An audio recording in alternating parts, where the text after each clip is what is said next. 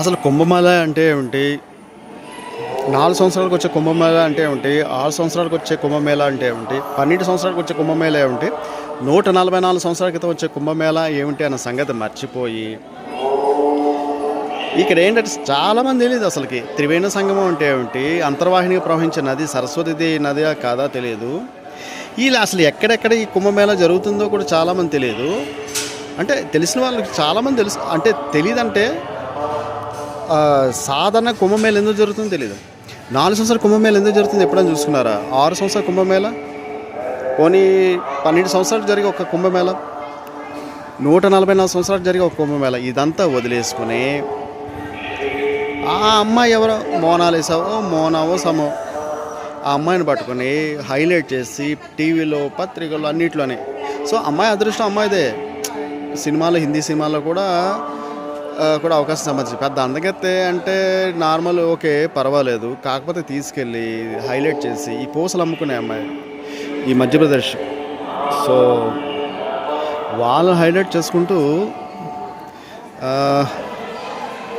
అసలు విషయం మర్చిపోయి కుంభమేళలో మంచి మంచి విషయాలు జరుగుతాయి. వచ్చిన వాళ్ళు చాలా విషయాలు పెట్టచ్చు.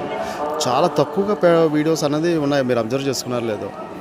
అన్నీ వదిలేసి ఇవి పట్టుకుని చూసిన చూపు, నవ్విన నవ్వు, అమ్ముతున్న పూసలు, తన బతుకేది తను బతుకుతుంది. కానీ మన వాళ్ళు మామూలు వాళ్ళు కాదు కదా. తీసుకెళ్ళి పెట్టి కూర్చోబెట్టారు. ఎవరు సినిమా ఛాన్స్ వచ్చే పోనీ అదృష్టం, తను ఏదో బతుకుతుందో సంతోషం.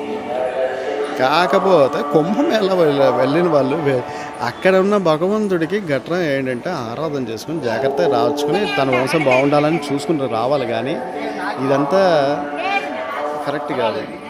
ఏమిటో మోనా డార్లింగో డార్లింగ్ మోనావో తను పట్టుకుని హైలైట్ చేశారు. అసలు కుంభమేళ తీసుకుని పట్టుకున్నారు.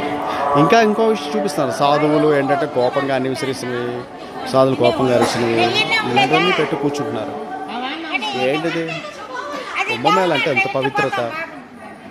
అసలు ఆ కుంభమేళ చెల్లో వెళ్ళి స్నానం చేయడం వల్ల 1000 కోట్ల జన్మల తాలూకుదైనా కావచ్చు, 100 కోట్ల జన్మలతో కావచ్చు, ఆ యొక్క శరీరానికి సంబంధించిన బాధలైనా కావచ్చు. ఎందుకంటే అవన్నీ పోతాయని అంటారు. దేవతలు స్వయంగా తెల్లవారుజామున వచ్చి స్నానాలు చేస్తారని, లేకపోతే ఆ కుంభమేళ టైంలో ప్రతిరోజు దేవతలు వస్తారని స్నానాలు చేస్తారు. ఎన్నో విషయాలు ఉన్నాయి. అవన్నీ వదిలేసుకుని పూసలు అమ్ముకునే ఆవిడ దగ్గరికి వెళ్ళి వీడియో తీసి పెట్టుకున్నారు. అది ముఖ్యం కదా విషయం.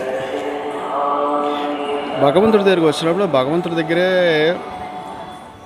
ఏంటంటే దాని తాలూకు ఆలోచన ఉండాలి. కానీ ఇవన్నీ పట్టి కూర్చుంటే ఎలా?